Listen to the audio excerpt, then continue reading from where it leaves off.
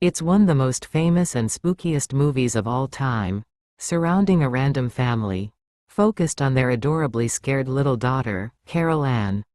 Poltergeist, released in 1982, an American supernatural film directed by Tobe Hooper and written by Steven Spielberg, based on a family who lived inside a house with malicious spirits.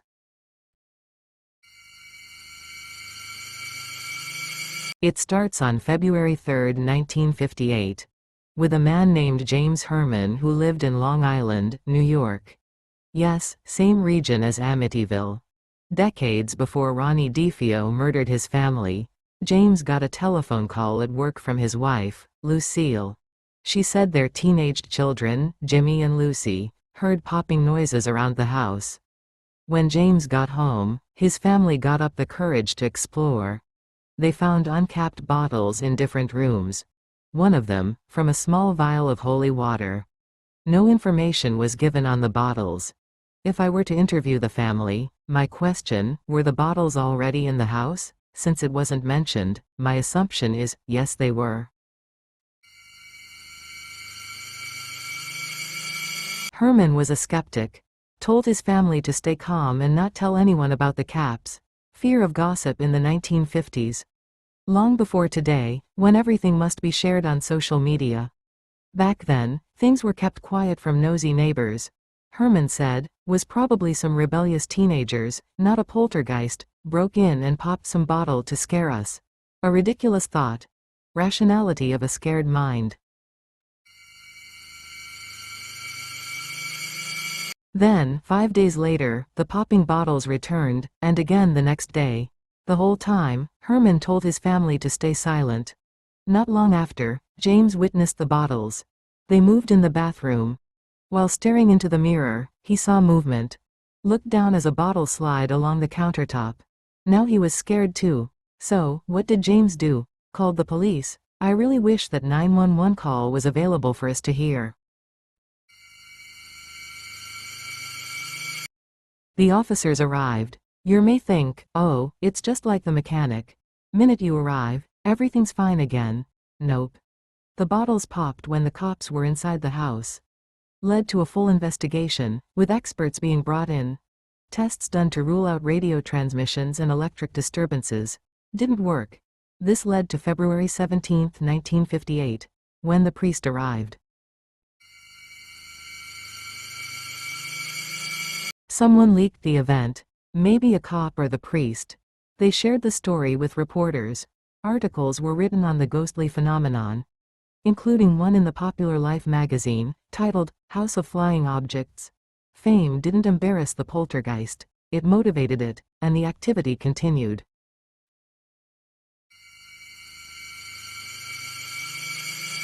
Then Dr. J.B. Rhine found out. The director of Duke University's parapsychology laboratory. Yes, Duke had a parapsychology lab in the 1950s. Anyone else shocked by this fact? My assumption for the lab, it was related to the popular spiritualist movements of the day. Ghosts were part of American life back then, almost as much as today. Rhine approached the Herman family with a new angle on the haunting. He believed it was the teenage kids, Jimmy and Lucy. A thought more common today. The chaotic energies of puberty and such. Rhine thought that energy was creating a poltergeist. He brought colleagues in to study it, along with family interviews and recorded accounts of the mysterious occurrence. Just like in the movie. But the movie was ghost-based. Real life was people-based. In real life, the arrival of experts was enough to stop the ghosts. Makes sense when you think about it. The kids now subject to an investigation. Naturally they'd feel shame. Tension leading to the end of chaotic energies.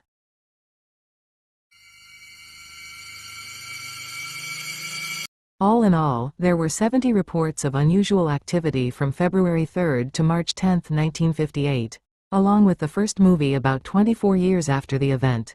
And a final parallel with real life. In the end the family moved away.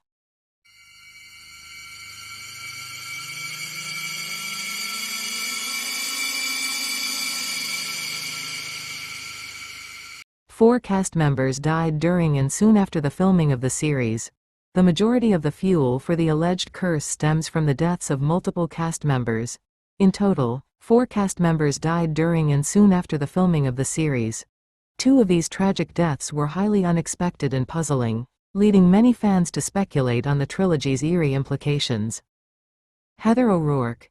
Carol Ann Freeling, the young focal point of the series, was played by Heather O'Rourke. Only 6 years old when the first Poltergeist film was released, O'Rourke captivated audiences with her stark blonde hair, doll-like appearance, and big, inquisitive eyes. Sadly, however, she was misdiagnosed with Crohn's disease in 1987. The following year, O'Rourke fell ill again, and her symptoms were casually attributed to the flu. A day later, she collapsed and suffered a cardiac arrest. After being airlifted to a children's hospital in San Diego, O'Rourke died during an operation to correct a bowel obstruction, and it was later believed that she had been suffering from a congenital intestinal abnormality. Dominique Dunne. Dominique Dunne, who played the original older sister Dana Freeling, met an equally tragic and unforeseen fate. In 1982, Dunne separated from her partner, John Sweeney. In November of that year, he showed up at Dunne's house, pleading for her to take him back. When she refused, Sweeney grabbed Dunne's neck, choked her until she was unconscious, and left her to die in her Hollywood home's driveway. Sweeney was sentenced to 6.5 years in prison but was released after 3 years and 7 months. Julian Beck and Will Sampson. The other 2 cast member deaths, while unfortunate, were not as unpredictable or mysterious.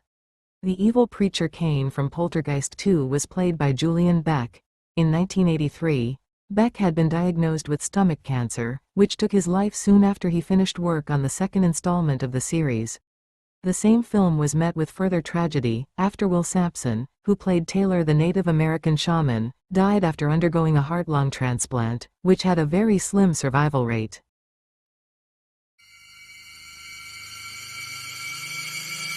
Cast deaths were not the only agents of the curse's proliferation, as other peculiar and creepy legends surround the film franchise.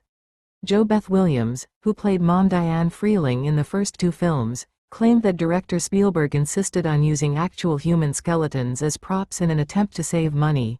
At the time, they were cheaper than plastic skeletons. Williams's claim has never been verified, but it persists to this day in the lore surrounding the film's curse.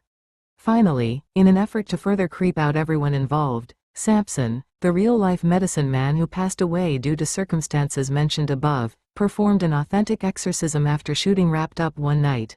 One can only imagine how this made the other cast members feel.